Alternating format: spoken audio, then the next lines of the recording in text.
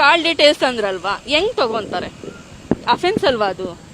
ಒಂದು ಕಾಲ್ ಡೀಟೇಲ್ಸು ಹೆಂಗ್ ಬಂತು ಅವನಿಗೆ? ತಗೊಂಡೆ ಅಂತ ಹೇಳ್ತಾನಲ್ಲ, ಅದು ನನ್ಗೆ ಬೇಕು. ನೆಕ್ಸ್ಟ್ ಅವನು ಸಾಕೋಕ್ ಯೋಗ್ಯತೆ ಇಲ್ದಾನೆ ನಾನು ರೋಡ್ ಬಿಟ್ಟೋಗಿದ್ದು. ಅವ್ರ ಅಪ್ಪ ಇರೋ ತನಕ ಅಷ್ಟೇ ಅವ್ರ ಮನೆ. ಸತ್ತ ಮೇಲೆ ಇವಂದೇ ತುಂಬಾ ಚಟಗಳಿದೆ. ಇಲ್ಲಿ ಸ್ವಲ್ಪ ಹೇಳ್ತಾ ಇದ್ದೀನಿ, ಇನ್ನೂ ಬೇಜಾನಿದೆ ಅವನ ಕತೆಗಳು.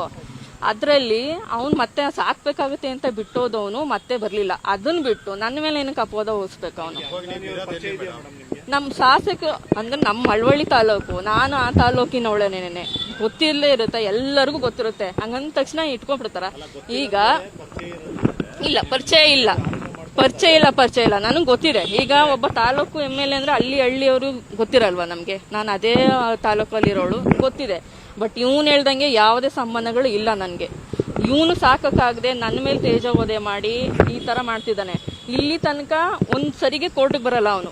ಈಗ ಬೇಕು ಅಂದ್ರೆ ಕೋರ್ಟ್ ಡೈವರ್ಸ್, ನಿಮ್ ಎದುರಿಗೆ ಹೇಳ್ತಿದ್ದೀನಿ, ಅವನು ಸಾಕೋ ತಾಕತ್ತಿದ್ದಿದ್ರೆ 10 ವರ್ಷ ಬೇಕಿತ್ತು ಅವನು ಕೋರ್ಟಿಗೆ ಬಂದ ಅವನು ಡೈವರ್ಸ್ ತಗೊಳಕ್ಕೆ. ತಗೊಂಡು ಯಾವಳ್ನಾರು ನಿಮ್ ಮುಂದೆ ಹೇಳ್ತಿದ್ದೀನಿ, ಈಗ ಸೆಕೆಂಡೇ ಯಾರನ್ನಾರು ಕರ್ಕೊಂಡ್ಬಂದು ನನ್ನ ಮುಂದೆ ತಾಳಿ ಕಟ್ಲಿ ಅವನು. ನಾನು ಬೇಡ ಅಂದ್ರೆ ಕೇಳಿ, ಈಗಲೇ ತಗೋಬರ್ಲಿ ಡಿವೋರ್ಸ್ ಪೇಪರು, ನಾನು ಸೈನ್ ಮಾಡ್ಕೊಡ್ತೀನಿ. ಈಗ ಹೇಳಿದಾನೆ 20 ಲಕ್ಷ 30 ಲಕ್ಷ ಎಲ್ಲಿ ಕೇಳಿದೀನಿ? ಅದು ಯಾವಾಗ ಸರ್ ಹಾಕೋದು? ಯಾವ ಟೈಮಿಗೆ ಕೇಳ್ತಾರೆ? ಇವ್ನು ಕೋರ್ಟ್ಗೆ ಬಂದಿಲ್ಲ ಅಂದ್ರೆ ಲಕ್ಷ ಕೊಡುವಂತ ಯಾರು ಕೇಳ್ತಾರೆ? ಏನಕ್ಕೆ ಇಷ್ಟೆಲ್ಲ ಸುಳ್ಳು ಹೇಳ್ಬೇಕು?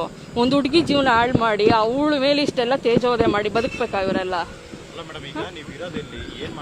ಊರಲ್ಲಿದ್ದೀನಿ. ಈಗ ನಾನು ಅಲ್ಲಿಂದ ಬಂದೆ, ನಾನು ಹೇಳ್ದೆ ಅಲ್ಲ, ಅಲ್ಲಿ ಅವ್ನು ಯಾವಾಗ ನನ್ನನ್ನ ರೋಡಲ್ಲಿ ಮಲಸ್ ಕಳಿಸ್ತಾ ಅವಾಗ ನಾನು ಊರಿಂದ ಬಂದಿದ್ದು. ನಾನು ಡಿಗ್ರಿ ಮಾಡ್ಕೊಂಡೆ, MA ಮಾಡ್ಕೊಂಡೆ.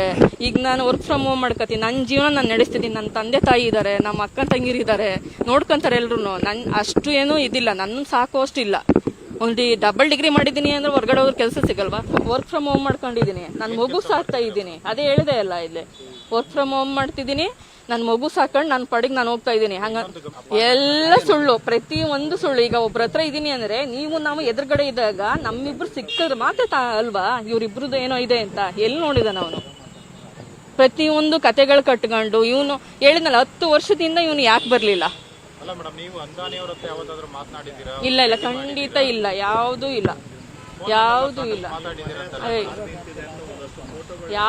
ಇಲ್ಲ ಸರ್. ಎಲ್ಲ ಸುಳ್ಳು ಕತೆಗಳು ಅಷ್ಟೇನೆ.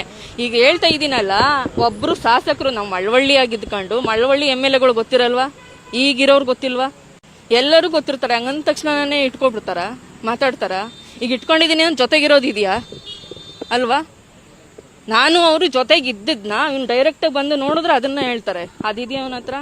ಈಗ ಕಾಲ್ ಲಿಸ್ಟ್ ಅಂತಾನೆ, ಕಾಲ್ ಲಿಸ್ಟ್ ಹೆಂಗ್ ತೆಗ್ಸಕ್ ಸಾಧ್ಯ? ಅದು ಯಾವ ಟೈಮಲ್ಲಿ ತೆಗಿತಾರೆ ನಿಮ್ಗೆ ಗೊತ್ತಿರುತ್ತೆ ಅಲ್ವಾ? ಇವನು ಹೆಂಗ್ ತೆಗ್ದ ಅದೆಲ್ಲ? ಇವನು ಇದೆ, ನಾನು ಹೇಳಿದೆ ಅಲ್ಲ, ಒಂದು ಹುಡುಗಿ ಇಟ್ಕೊಂಡು ಇವನು ನನ್ಗೆ ಅವಳಿಗೂ ಮದ್ವೆ ಆಗಿದೆ. ಇವನ್ ತರ ಒಂದು ಹೆಣ್ಣಿನ ಜೀವನ ಹಾಳು ಮಾಡಕ್ ನನ್ಗೆ ಇಷ್ಟ ಇಲ್ಲ. ಅವಳಿಗೂ ಮದ್ವೆ ಆಗಿದೆ. ಅವ್ಳು ತೆಗಿಸಿ, ಅವನದೇ ಡೀಟೇಲ್ಸ್ ತೆಗಿಸಿ, ಅವನೇನೆಲ್ಲ ಹುಡುಗಿ ಜೊತೆ ಮಾಡ್ತಿದ್ದ ಪ್ರತಿಯೊಂದು ಇದೆ. ಸಬ್ಸ್ಕ್ರೈಬ್ ಬಟನ್ ಮೇಲೆ ಕ್ಲಿಕ್ ಮಾಡಿ ಹಾಗೂ ನಮ್ಮ ಹೊಸ ವಿಡಿಯೋಸ್ ಅಪ್ಲೋಡ್ಗೋಸ್ಕರ ಪಕ್ಕದಲ್ಲಿ ಕಾಣುವ ಬೆಲ್ ಬಟನ್ ನಮ್ಮೆಲ್ಲ ವಿಡಿಯೋಗಳನ್ನ ಲೈಕ್ ಮಾಡಿ, ಶೇರ್ ಮಾಡಿ ಹಾಗೂ ಕಮೆಂಟ್ ಮಾಡಿ.